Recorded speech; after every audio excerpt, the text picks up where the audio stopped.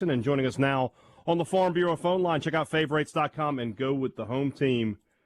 Current Seattle Mariners second baseman and former MSU Bulldog. We'll go with legend. We'll give him that kind of respect here on the show today. Adam Frazier. Adam, thanks for joining us here today, man. We appreciate it. You spent, I think, the first 6-7 years of your career in Pittsburgh. And then, in the last, 5 months, you've been traded twice to San Diego and then to Seattle. What's the process of a trade like for a player from finding out that you're going to moving? What is that process like for you guys? Well, I guess the first time it happened when I was on the field in San Francisco. So, that was kind of a whirlwind of emotions, not, spending such a long period of time in one spot and then getting shipped across the country. But it's really just a whirlwind. Kind of expected that one that it was going to happen. So didn't catch me off guard, I guess. But, and then just packing up again just a few weeks ago and going to Seattle. So, I don't know. It's really just a whirlwind of everything. You got to just go with the flow and meet new people and everything else. So go out and try to play baseball at the same time. You had obviously one of your best seasons as a pro last year, and you ended up being elected as the starting baseman for the National League in the AllStar Game. What was that experience like for you? Were you surprised when the votes came in?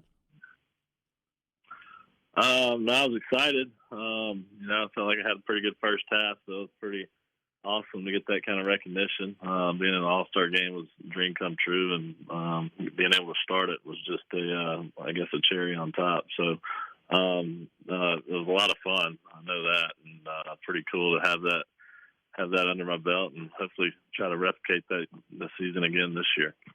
Was there a moment that over the 2 or 3 days, the home run derby and the game itself that stood out to you? Yeah, everything really. The home run derby was really being able to watch that, and then watching a good friend Trey Mancini do what he did in it, coming back off of cancer. Was a lot of fun to watch. But being on the field, just that's something. You grow up watching the home run derby every year, and you see the guys, having a good time cutting up on the field and watching that, and that was kind of the moment for me that it hit me. It was like, wow, this really is a dream come true. It's and getting to do something I grew up watching, and being a part of that was awesome. But that was really it. It just kind of took in everything those few days, and it was such a blast. And only thing I wish would have happened was it would have stayed in Atlanta, because that would have been a hometown game for me, which would have been even more special.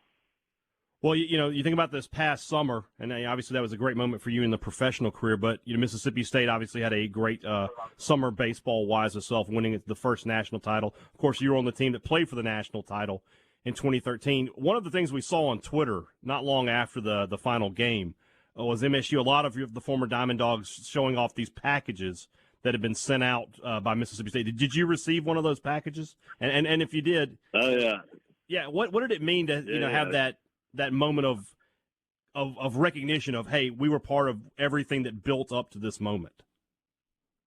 It meant a lot. When it happened, when the game happened itself, it was kind of emotional for me. We were on a flight when it was going on, and I was with Bednar's brother, Chris Stratton. Oh, yeah. Especially Strat, playing with him in Mississippi State, and then him growing up Mississippi State fan. I knew what it meant to him. I knew what it meant to the community, and the fans, everybody involved. And so it was kind of emotional when it happened. It couldn't have been any more happier. But then, to get to receive something, they sent a cowbell, a hat, and stuff like that. It was pretty cool just to, just reread that your team, your program, your alma mater is national champions, for the first time in school history. And you just kind of soak it in. And couldn't be more proud and so happy that happened last year. Mississippi State does a really good job of promoting you guys in the show. They talk about State to the show all the time. In the majors itself, with a lot of your former teammates, Hunter Renfroe is still in the league, Jonathan Holder, and, of course, new guys are showing up all the time. What is that fraternity like amongst former Bulldogs when you see each other on the field? It's very close-knit. Even guys we didn't play with, we all, kind of look after each other. If we're playing against them in their city and stuff like that, we'll try to get together for breakfast or lunch or something like that. And we just look after each other, and it's really a family. Everybody talks about how close Mississippi State is, as a whole university and a community, but it's really just that, and then some. Really, being a part of such a storied program, and so many guys having success, it's pretty awesome to see and be a part of. So whenever we have a former player on from your era, be it here or on the Thunder and Lightning podcast, I always ask the same question. And we're scheduled to talk to John Cohen in a couple of weeks. So if you've got something I can drop in there, I'd love it. But do you have a great John Cohen story? You need to ask him that if he's got one about me, because we got a few, just going back and forth. But I'm trying to think one that's suitable for radio. Yeah, that's the question with John. I think the best one was probably, which it happened a lot, but I think we were at Alabama, and he had it with the umpire, and he just took off full sprint right after the guy, slammed his hat on the way, and I think it was nose to nose, and they probably touched, and then he just let him have it. But we got to see that a few times. But in practice it happened a few times too. But you should ask him that one. I think he'll have a better story.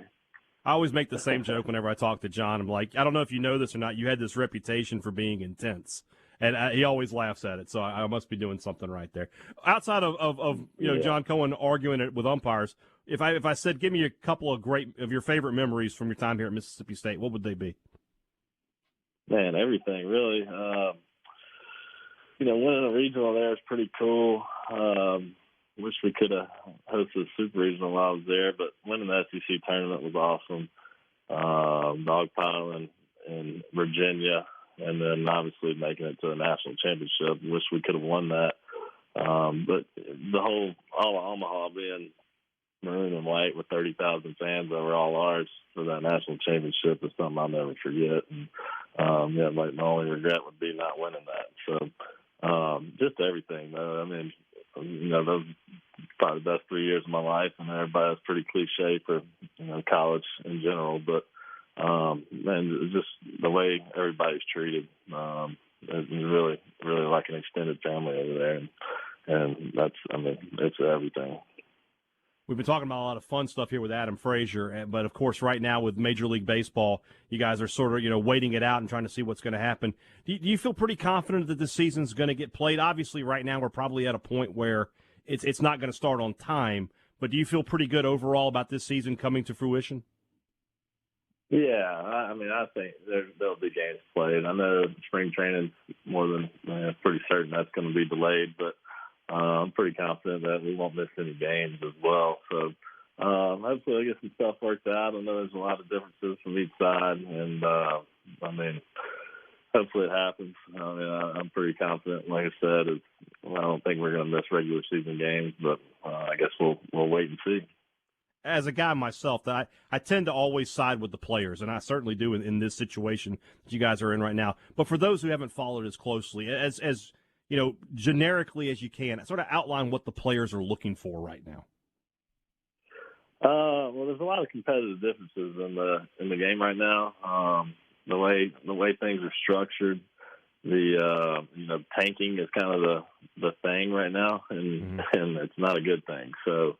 I think that we're trying to prevent some of that. And then, baseball is pretty popular right now, and I know the owners are capitalizing on that. So it's just there's a lot of different things that go into it, but just kind of de-incentivizing losing aspect of things.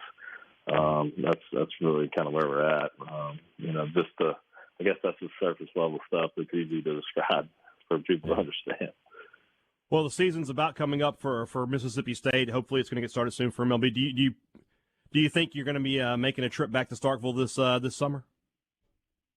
I guess we'll wait. I guess I'll see. Yeah, if we're locked out and we don't start games on time, then I'll most definitely try to get back because watching the game at Dewey Noble is pretty special, and I haven't been able to do that in a few years or do that in the new stadium. So. yeah, we'll wait and see. I'd rather be playing, but if I can make that trip, I'll definitely make that happen. I don't want to speak for Coach Lemonis, but I'm just saying volunteer assistant Adam Frazier would probably go over pretty well in the dugout if you want to look at another career for a second. So, thanks a lot, man. Adam Frazier. Yeah, Glad to talk to you, guys. man. Really appreciate it. Yeah. Appreciate All right. it.